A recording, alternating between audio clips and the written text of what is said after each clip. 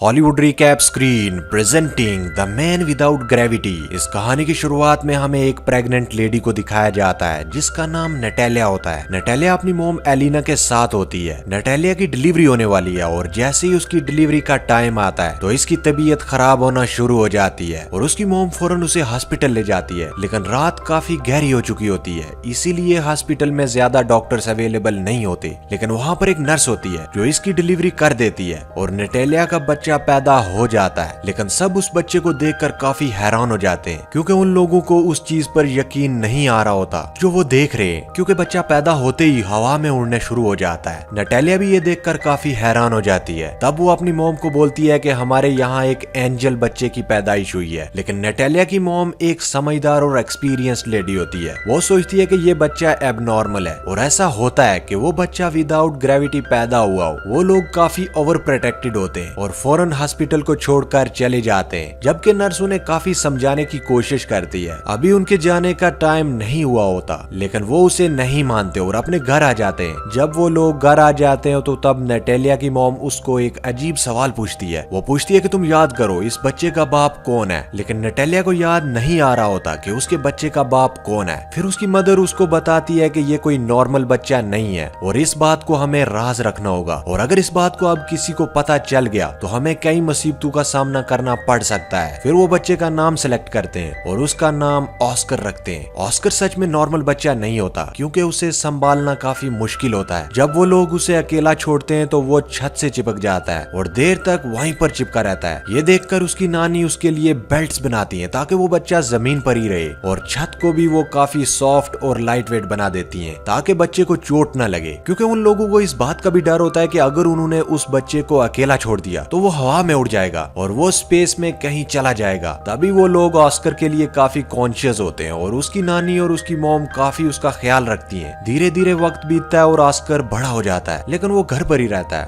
उसकी नानी उसे बाहर नहीं जाने देती। घर में रहकर वो ज्यादा वक्त टीवी पर सुपरमैन के कार्टून देखता रहता है और वो खुद भी ये महसूस करता है कि वो भी एक हीरो है। ऑस्कर कई दफा अपनी मॉम से पूछता है कि वो लोग उसे बाहर क्यों नहीं जाने देते, लेकिन वो उसकी बात को इग्नोर कर देती है। ऑस्कर खिड़की से बाहर कई दफा लोगों को देखता रहता है, अपने जैसे बच्चों को भी जो स्कूल जा रहे होते हैं, और उनको देखकर वो आजाद जिंदगी को बहुत मिस करता है। वो ये सोचता है कि वो शायद हमेशा के लिए यहाँ कैद में रहेगा। और एक दिन ऑस्कर कैद से तंग आकर खिड़की से बाहर जाने की कोशिश करता है, लेकिन उसकी नानी उसे देख लेती है और वो काफी गुस्से में आ जाती है। ये इंसिडेंट देखने के बाद उसकी नानी सारी विंडोज को सील कर देती है और ऑस्कर को समझाती है कि वो कभी भी इस घर से बाहर नहीं जाएगा, न ही उन बच्चों की तरह जो स्कूल जाते हैं, और वो घर पर ही रहकर पड़ेगा। ये सुनकर ऑस्कर की मॉम काफी गुस्से में आ जाती है और कहती है कि कब तक हम इसको एक कैद में रखेंगे, एक न एक दिन इसको बाहर जाना ही होगा। फिर ऑस्कर की मॉम उसके लिए एक जैकेट लेकर आती है जिसकी पॉकेट में वो 2 पत्थर रखती है ताकि वो उड़ न सके, और अपनी मॉम की बात नहीं सुनती और ऑस्कर को बाहर ले जाती है। और साथ में ऑस्कर को ये भी बताती है कि वो सुपरमैन की तरह अपना राज किसी को नहीं बताएगा, वरना वो भी कभी सुपरमैन नहीं बन पाएगा। फिर एक दिन ऑस्कर अपनी मॉम के साथ कुछ सामान खरीदने के लिए चला जाता है और वहाँ पर अचानक से वो एक छोटी लड़की से टकरा जाता है और लड़की का नाम एगाथा होता है। एगाथा का सारा सामान उसके हाथ से नीचे गिर जाता है और वो ऑस्कर पर काफी चिल्लाती है और ऑस्कर को 2 पानी की बोतल्स दे देती है और कहती है कि अब तुम्हारी पनिशमेंट ये है कि तुम इनको मेरे साथ घर पर लेकर चलो। ऑस्कर इसके लिए साफ साफ इनकार कर देता है, लेकिन एगाथा उसको बहुत ज्यादा मजबूर कर देती है। अब ऑस्कर उसके लिए राजी हो जाता है और अपनी मॉम को बगैर बताए वो उस लड़की के साथ उसके घर चला जाता है। अब ऑस्कर के पास 2 भारी बॉटल्स होती हैं और उसके पॉकेट में पत्थर भी होते हैं, जिसकी वजह से वो काफी हैवी महसूस कर रहा होता है। वो अपनी पॉकेट से दोनों पत्थरों को निकाल कर फेंक देता है। अब अगाथा के साथ उसकी फ्रेंडशिप हो जाती है और अगाथा अपने घर पहुंच जाती है और वो ऑस्कर से पानी की बॉटल्स मांगती है, लेकिन ऑस्कर पानी की बॉटल्स देने से इनकार कर देता है क्योंकि उसे पता है कि अगर उसने ये पानी की बॉटल्स उसे दे दी तो वो हवा में उड़ जाएगा। लेकिन अगाथा नहीं समझ पाती और ऑस्कर से बॉटल छीन लेती है। जैसे वो ऑस्कर से बॉटल छीनती है तो वो हवा में उड़ना शुरू हो जाता है। वो जगह चारों तरफ से बंद होती है, जिसकी वजह से ऑस्कर ज्यादा ऊंचा नहीं जाता। एगाथा ये देखकर काफी हैरान हो जाती है और चिल्लाकर उसे सुपरमैन कहती है। ऑस्कर उससे हेल्प मांगता है। ये सुनकर एगाथा कमरे में जाती है और अपना एक पिंक कलर का बैग उठाकर लाती है जो पत्थरों से भरा होता है, और उनका आइडिया ये होता है कि इन पत्थरों को वो अपने पॉकेट्स में रखेगा, जो कि एक अच्छा आइडिया था। उनका ये प्लान अच्छा साबित हो जाता है और ऑस्कर नीचे आ जाता है। फिर एगाथा उसकी बहुत अच्छी दोस्त हो जाती है। ऑस्कर उसको कहता है कि तुम प्रॉमिस करो कि इस बात को सीक्रेट रखोगी और किसी को कुछ नहीं बताओगी। दूसरी तरफ ऑस्कर के गायब होने की वजह से उसकी मॉम और नानी काफी परेशान होती है और उसे काफी ढूंढती भी है और वो ये सोच लेती है कि वो शायद हवा में उड़ गया होगा, क्योंकि जो पत्थर उसकी मॉम ने उसकी पॉकेट में डाले थे वो जमीन पर गिरे हुए उन्हें मिलते हैं। अब ऑस्कर उसी बैग के साथ घर आ जाता है और अपनी मॉम को एगाथा के बारे में बता देता है। फिर उसकी मॉम उसे पूछती है कि कहीं तुमने अपना राज उसे तो नहीं बताया। ऑस्कर अपनी मॉम से झूठ बोल देता है। वो कहता है कि मैंने नहीं बताया। अब ऑस्कर और एगाथा कई दिनों तक एक दूसरे से मिलते रहते हैं। एक दिन ऑस्कर की मॉम को इस बात का पता चल जाता है कि एगाथा उस राज के बारे में जानती है। फिर उस दिन के बाद उसकी मॉम उसे एगाथा से मिलने नहीं देती। एगाथा काफी बार ऑस्कर से मिलने के लिए उसके घर पर आती है, लेकिन नटालिया उसे दरवाजे से ही वापस भेज देती है। अब उन लोगों के आसपास के लोग उन्हें शक की निगाहों से देखने लगते हैं, क्योंकि उन्हें ऐसा लग रहा होता है कि शायद ऑस्कर की मदर और उनकी नानी उसके साथ बुरा सलूक करते हैं। तभी वो उसे घर से ज्यादा बाहर नहीं आने देते और वो स्कूल भी नहीं जाता। अब इस बारे में वो पुलिस को भी बता देते हैं और अगले दिन पुलिस उनके घर आ जाती है और उन लोगों को वार्निंग देती है कि ऑस्कर को कल से स्कूल भेजना होगा और मजबूरन उन लोगों को ऑस्कर को स्कूल भेजना पड़ता है। ऑस्कर की मॉम उसके साथ स्कूल भी जाती है और उन्हें इस बात का भी ख्याल आ जाता है कि ऑस्कर एक नॉर्मल लाइफ नहीं जी सकता। फिर वो ऑस्कर को ले आते हैं और उनकी आंखें आंसू से भर जाती हैं। उसकी मॉम ये सारी बात को समझ जाती है और वो घर छोड़ने का फैसला करती है। अब वो अपने घर को छोड़कर बहुत दूर एक जगह पर रहना शुरू हो जाती है। काफी साल गुजर चुके होते हैं। अब ऑस्कर भी जवान हो जाता है। उसकी मॉम काफी बूढ़ी हो जाती है और उसकी नानी की भी डेथ हो जाती है। पर ऑस्कर के पास अब तक वो बैग होता है जो उसको कभी एगाथा ने दिया था।